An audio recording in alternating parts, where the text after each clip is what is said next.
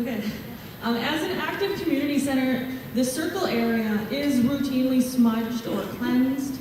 It's done regularly by the community spiritual advisors. The older sections are not cleansed or smudged, as they are relatively unused. The current spiritual advisor has explained that it would be too difficult to effectively cleanse the older area, as you do have to smudge every square inch, every corner of every room.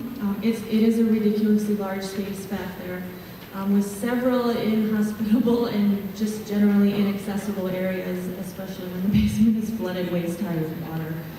Also, there's never been any malevolent claims in the entire school complex. Surprisingly, they'll surprise you, they're a little bit spooky, it comes at you out of the blue, but it's not negative and it doesn't seem to be harmful. And our evidence and our personal experiences do support this.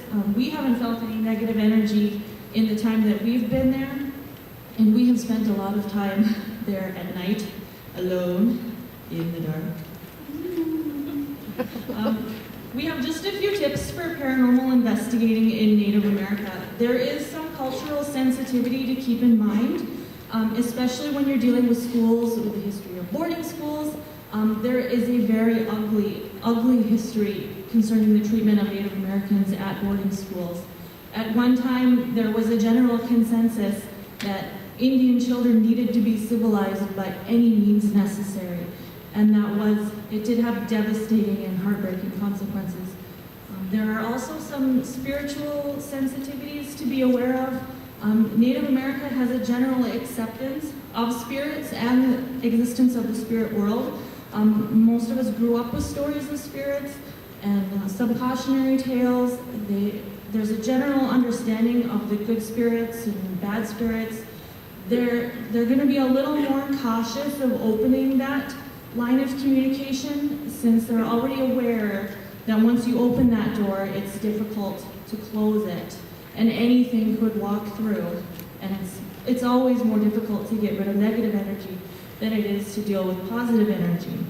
And as paranormal investigators, we have to be willing to stay and help clean up any kind of mess that we might make.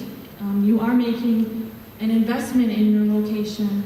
We're particularly fond of our Pine Point location. I've known them my whole life, but the rest of the team has really gotten close to the community council members, the Powell committee members, and just the community in general. And in fact, we recently gave back by volunteering at the Pine Point Haunted House. I can do it. Here we are with the rest of the community. This is the second weekend. We did it 2 Saturdays in a row. It was sponsored by the Pine Point Powell Committee, and they were taking donations, and I'm very glad to say that they made a good chunk of change at their haunted house. This is just our group. We were the exit committee, so if anybody came through and they went through the exit committee and that was us, I'm sorry. We were just trying to help out for a good cause.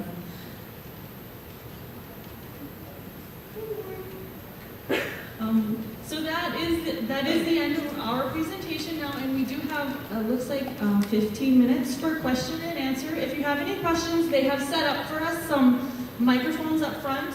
If you want to walk up to the front, it's really hard to hear. We hear a buzzing from the machines up here. So if you could just walk up to the microphones, and we'll try to answer if you can. Yes, please.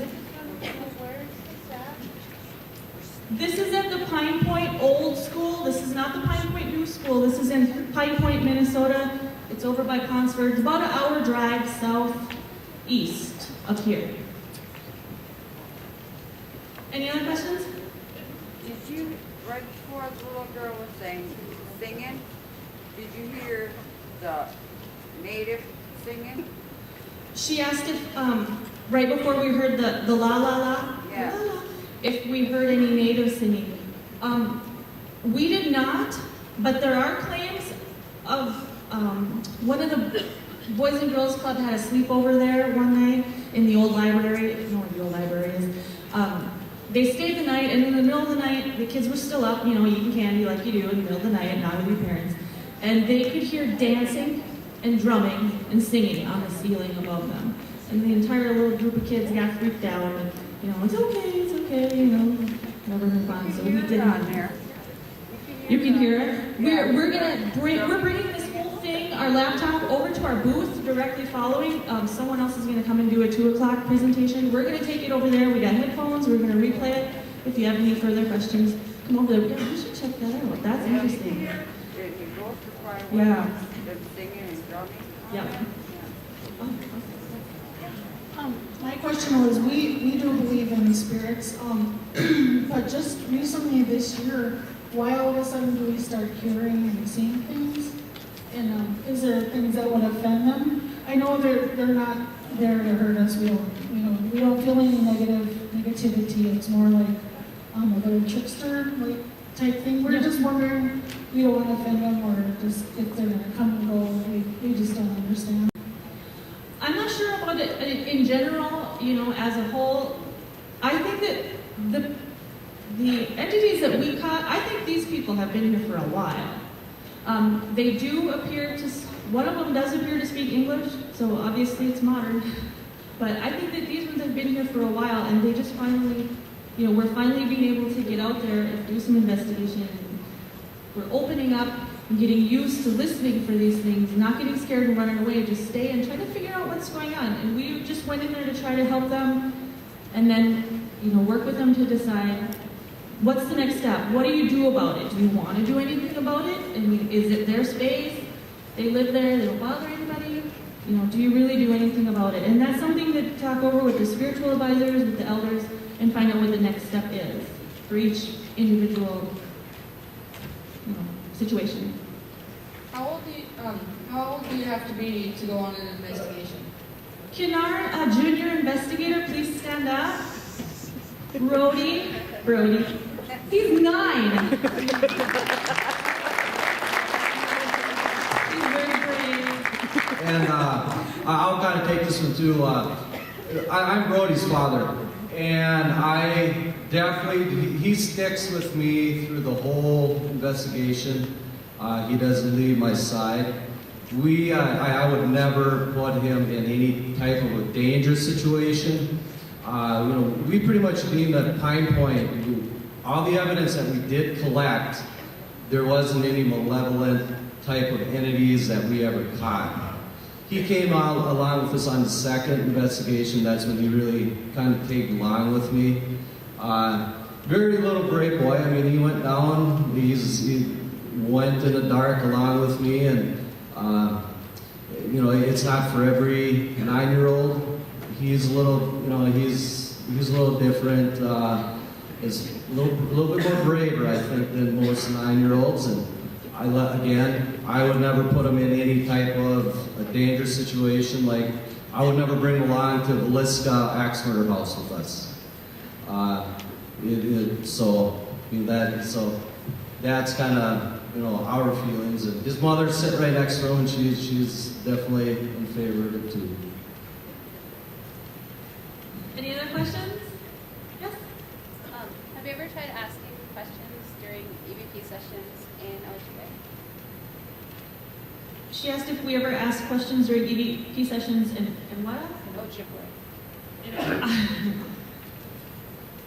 I asked them to please edit out the K2 session where they brought me in and I busted out my limited knowledge of Ojibwe. I think all I told them was what my name is and where I'm from, and if they were happy.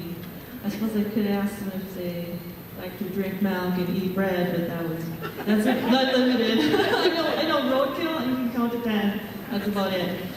We did try, nothing happened.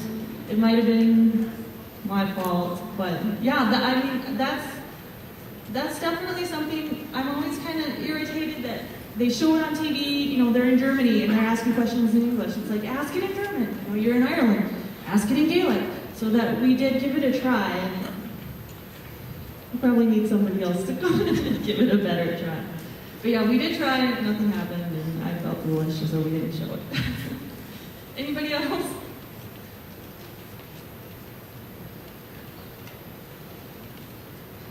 Okay, well, we are gonna move over then to, oh, one more. Okay,